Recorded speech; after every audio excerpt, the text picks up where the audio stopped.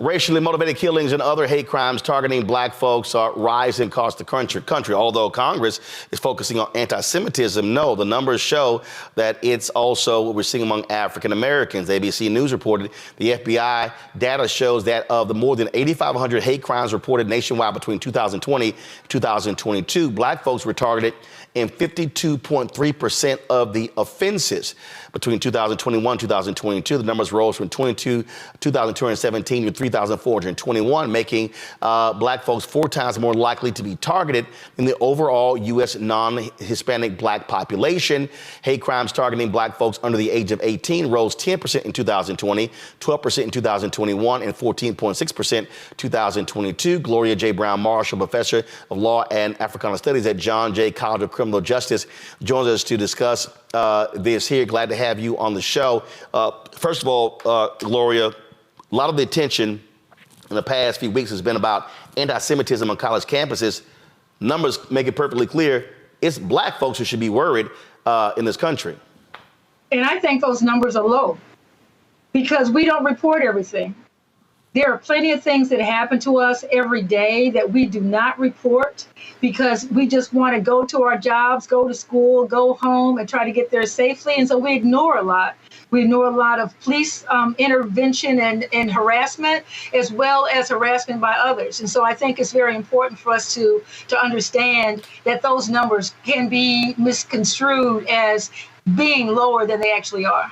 So what do you propose? What should be done? What should people be saying about this? Because look, a lot of black folks made a whole bunch of hay out of the anti-Asian hate crimes bill, which actually that wasn't what it was. It was really a joke. It created one position for 1 year. So the reason it passed so easily, there was no teeth behind it. What should be happening?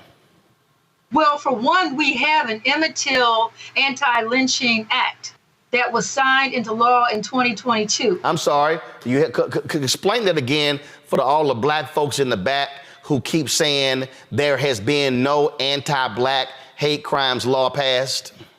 There has been an Emmett Till anti-lynching law that was passed in 2022, and that is after almost 200 years of trying to have anti-lynching legislation passed in this country and always being blocked by the Senate. And this time it was barely passed because Rand Paul tried to block it. But here's the thing, the prosecutors aren't using it. This is even when it comes to police-involved civilian killings. The prosecutors must bring the charges. The prosecutors must put the evidence before a grand jury, call a grand jury and try to get an indictment. And so you can have all the laws in the world, but if the prosecutors aren't willing to actually prosecute, then it's just words on paper. So what we should be doing is pressing the U.S. attorneys across the country to utilize this law. So how can that law be applied to these hate crime attacks against African Americans?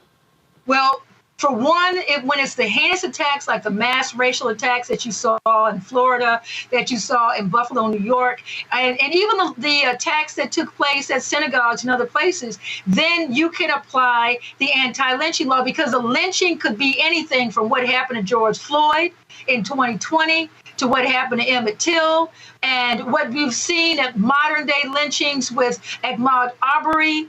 There are certain ways in which killings take place in horrible ways in order to send a message to the community. It's not just the killing itself, it is the horrific way in which the killing takes place. In this country, we've had people burned alive. I'm talking about more than one case of people burned alive. We've had people having their eyes gouged out, having their tongue cut off, all these horrific things, castrations, pieces of body put in store windows. This has happened in this country. And so when we have these mass killings that are race-based, we need to be bringing anti-lynching charges against the people who perpetrate them.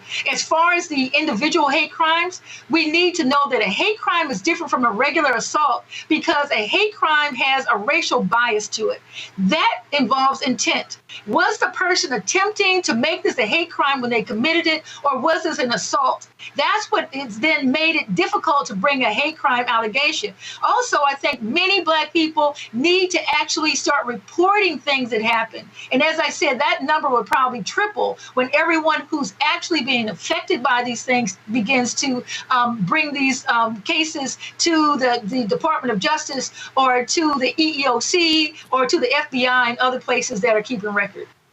All right, then. Well, hopefully we will see that kind of action take place when it comes to what's happening here with these hate crime stats. Yes. And I would say this one last thing, Roland. Thank you so much, my alpha brother. But one of the things that really bothers me so much is that sometimes we of African descent just get worn down and tired. And we don't want to do that extra step and say, do I have to report this? Do I have to go through all the trouble? Is anybody going to believe me? We need to know that when you actually take action, it helps you. Don't internalize that because it leads to depression. And we're talking about mental health. We need to talk about our mental health. When you act, it actually helps your mental health. So people who are being affected by this, the action itself will help you and send a message to other generations and to the people perpetrating it that we're not going to stand by and just be oppressed. All right, then. We appreciate it. Thanks a lot. Fanbase is pioneering a new era of social media for the creator economy. This next generation social media app with over 600,000 users is raising $17 million, and now is your chance to invest.